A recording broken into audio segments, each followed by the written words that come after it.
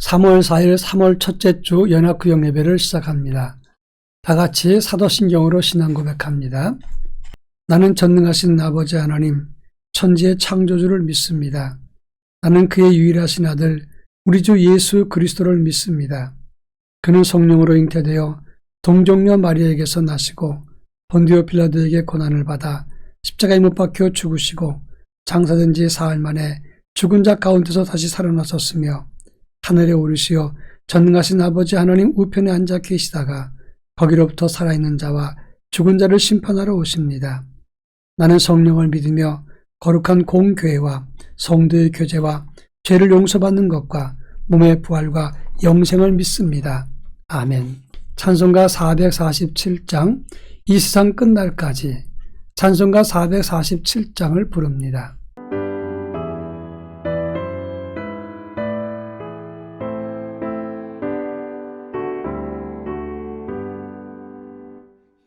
세상 끝날까지 주 섬겨 살리니 내 친구 되신 주여 늘 함께 하소서.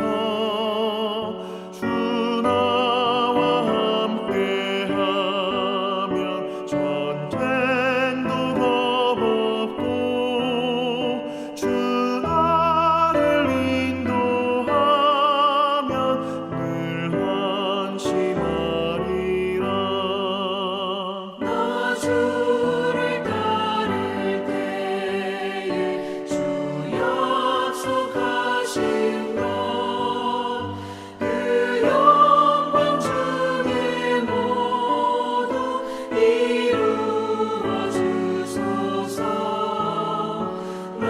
주의 뒤를 따라 섬기며 살리니 그 크신 은혜 속에 날 인도하소서.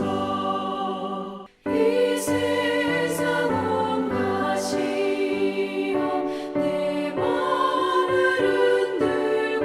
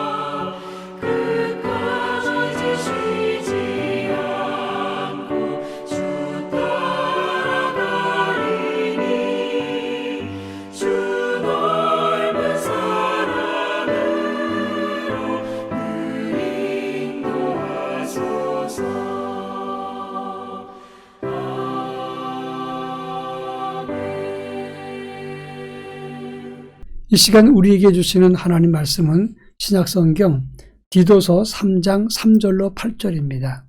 신약성경 디도서 3장 3절로 8절 말씀을 한 절씩 봉독합니다. 제가 읽겠습니다. 우리도 전에는 어리석은 자여 순정하지 아니한 자여 속은 자여 여러 가지 정욕과 행락의 종노릇한 자여 악독과 투기를 일삼은 자여 가증스러운 자여 피차 미워한 자였으나 우리 구주 하나님의 자비와 사람 사랑하심이 나타날 때에 우리를 구원하시되 우리가 행한 바 의로운 행위로 말미암지 아니하고 오직 그의 긍휼하심을 따라 중생의 씻음과 성령의 새롭게 하심으로 하셨나니 우리 구주 예수 그리스도로 말미암아 우리에게 그 성령을 풍성히 부어주사 우리로 그의 은혜를 힘입어 의롭다 하심을 얻어 영생의 소망을 따라 상속자가 되게 하려 하심이라. 이 말이 미쁘도다. 원하건대 너는 이 여러 것에 대하여 굳세게 말하라. 이는 하나님을 믿는 자들로 하여금 조심하여 선한 일을 힘쓰게 하려 함이라. 이것은 아름다우며 사람들에게 유익하니라. 아멘. 며칠 전에 부전여전이라고 하는 기사가 떴습니다. 이 말은 어떤 아버지가 음주운전한 뺑소니 운전자를 40분 이상 추격해서 그 범인을 잡았다고 하는 것입니다. 이 범인은 뺑소니 운전자로 부산 번화가인 부암동, 그리고 계금동, 당감동, 부전동 일대를 40분 동안 질주했습니다. 여러 차를 추돌하기도 하고 사고를 내면서 결국 이 음주운전한 사람을 이 아버지가 잡았습니다. 근데 그 딸이 얼마 되지 않아서 20대 딸이었는데 음주운전 차량을 10km 이상 추격해서 실시간 경찰에게 신고해서 운전자를 잡아서 대형사고를 막았다고 하는 겁니다. 고속도로였기 때문에 대형사고가 있었을 것인데 이 딸 때문에 큰 사고를 막았습니다. 그래서 부전여전이라 이렇게 이야기한 것입니다. 제가 지금 말하고 싶은 것은 음주운전자를 잡았던 부전여전을 말하는 것이 아니라 신앙적으로도 용감한 믿음, 반듯한 믿음, 신실한 믿음이 다음 세대까지 잘 전수되는 부전여전, 부전자전이 되는 영성이 계속 이어졌으면 좋겠다 하는 말씀을 드리는 것입니다. 오늘 우리가 읽은 본문의 말씀은 사도 바울이 그리데 교회에서 목회했던 디도에게 편지한 내용입니다.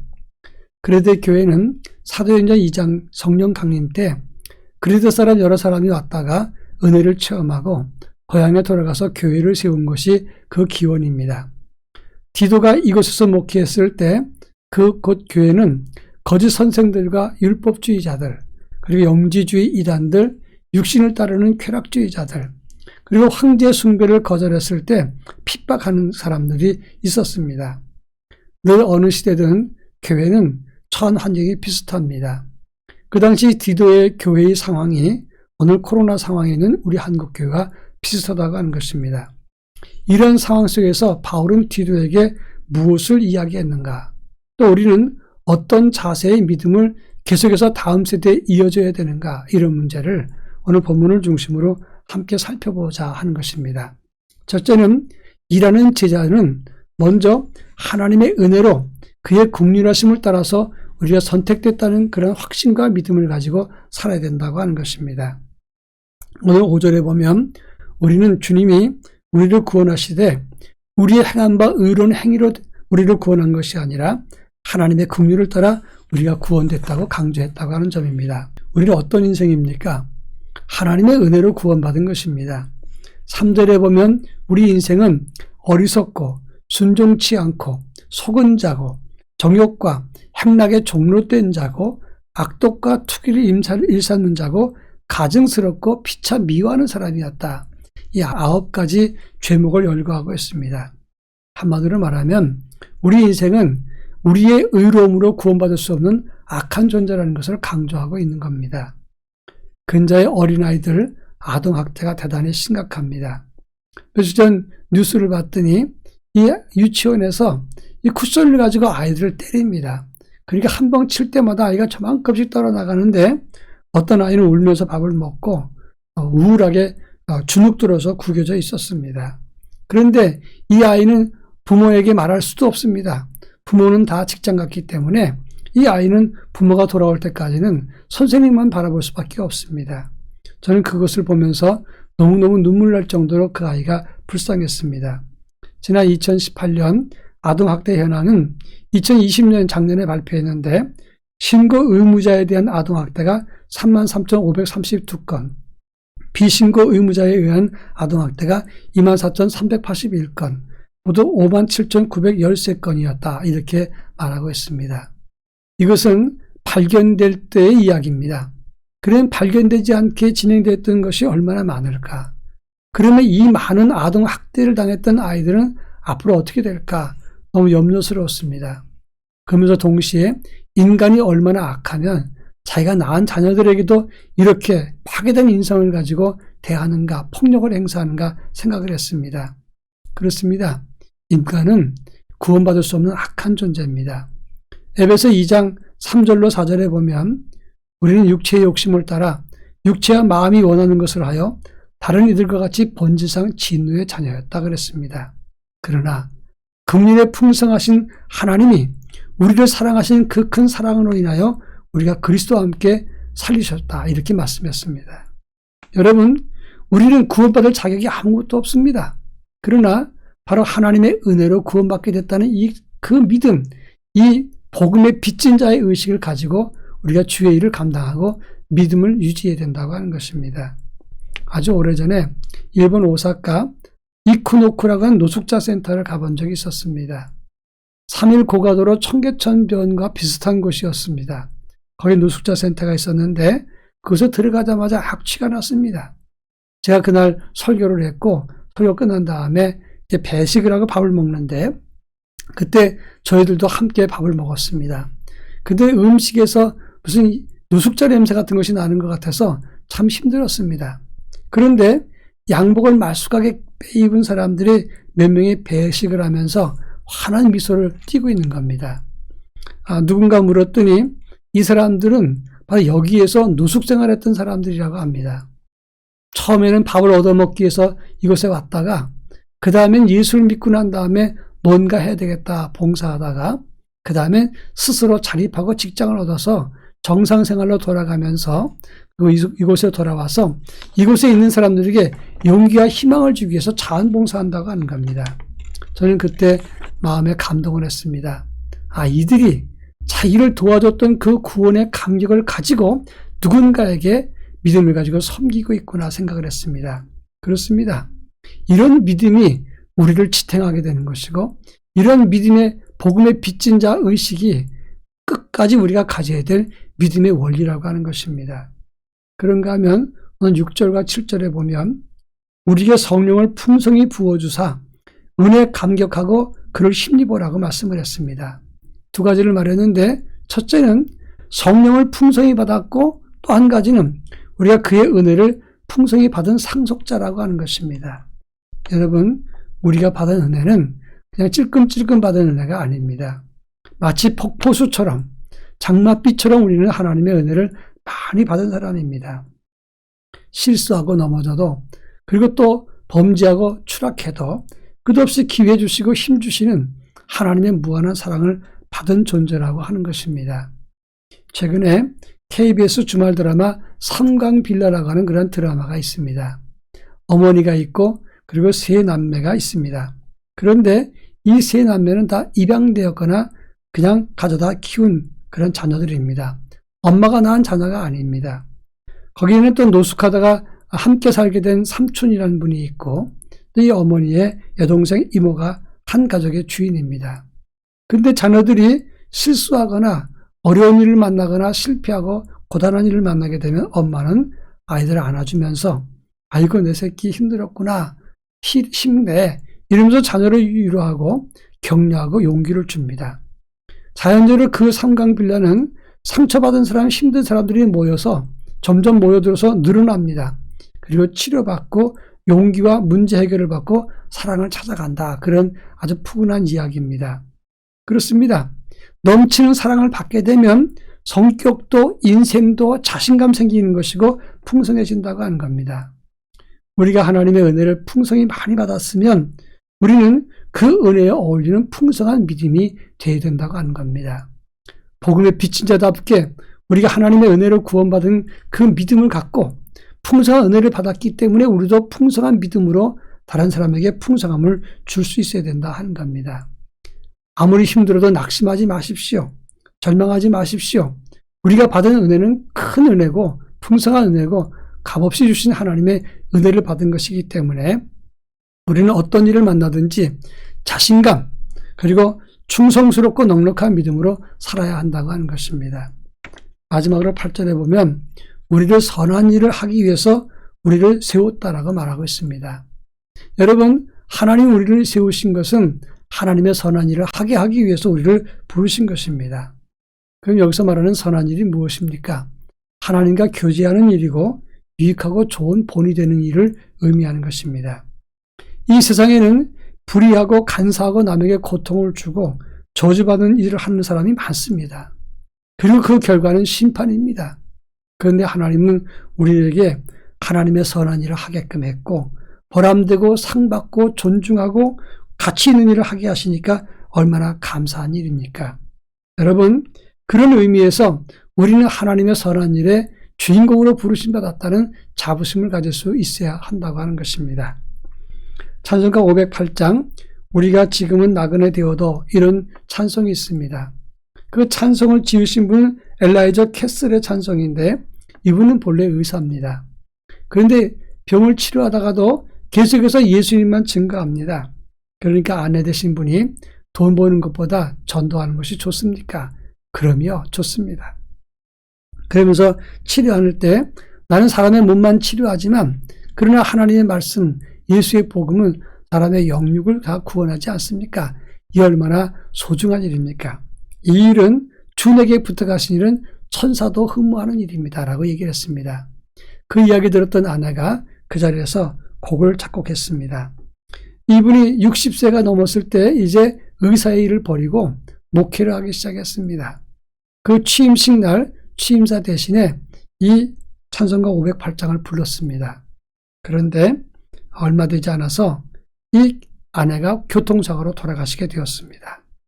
그때 사람들이 목사님 후회하지 않습니까? 그렇게 얘기했습니다. 그때 말하기를 제 아내도 행복하게 생각할 것입니다. 우리의 모든 일은 천사도 흠모하는 일이기 때문입니다. 라고 이야기를 했습니다. 그렇습니다. 우리는 그냥 제자가 아닙니다.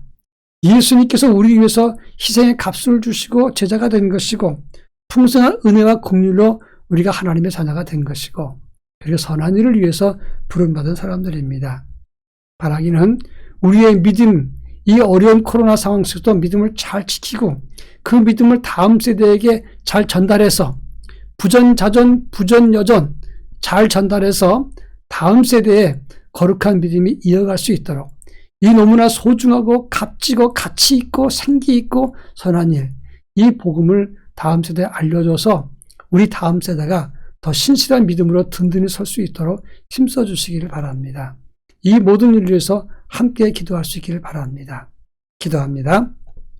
사랑 많으신 하나님 아버지, 오늘도 다시 구역 예배를 시작합니다. 지금 열악한 환경에서 예배 드릴 수 없는 그런 상황이지만 온라인 영상으로라도 구역 예배 드리면서 거룩한 믿음의 불씨를 끄지 않기를 원합니다. 거룩한 믿음을 끄지 않을 정도가 아니라 다음 세대 또 다른 사람들에게 나누어 주기를 원합니다. 우리가 받은 복음과 구원의 역사, 하나님의 은총이 얼마나 크고 놀라운지 그리고 이것이 얼마나 선한 일인가를 사람들에게 알릴 수 있게 하시고 나눌 수 있도록 도와주어서 복음의 역사가 더욱더 확장되어 나가도록 그리고 다음 세대로 이어질 수 있도록 주님이 함께해 주시옵소서. 예수님의 이름으로 기도합니다. 아멘. 다 같이 헌금 찬송 452장 내 모든 소원 기도의 제목 1절만 부르면서 헌금하겠습니다. 다 같이 찬송 452장을 부르겠습니다.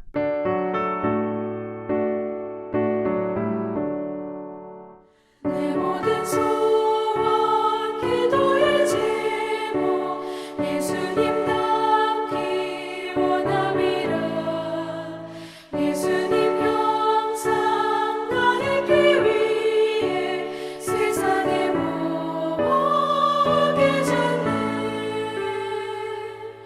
예수님 닮기 내가 원하네 날 구원하신 예수님은 내 마음속에 지금 교도사 주님의 형상이지소서. 다 같이 헌금 기도합니다. 사랑 많으신 하나님 아버지 감사합니다. 오늘 드리는 이 헌금을 통해서 복음 세우기가 잘 이루어지게 하시고 하나님의 거룩한 나라가 확장되어 나갈 수 있도록 주장하여 주시옵소서.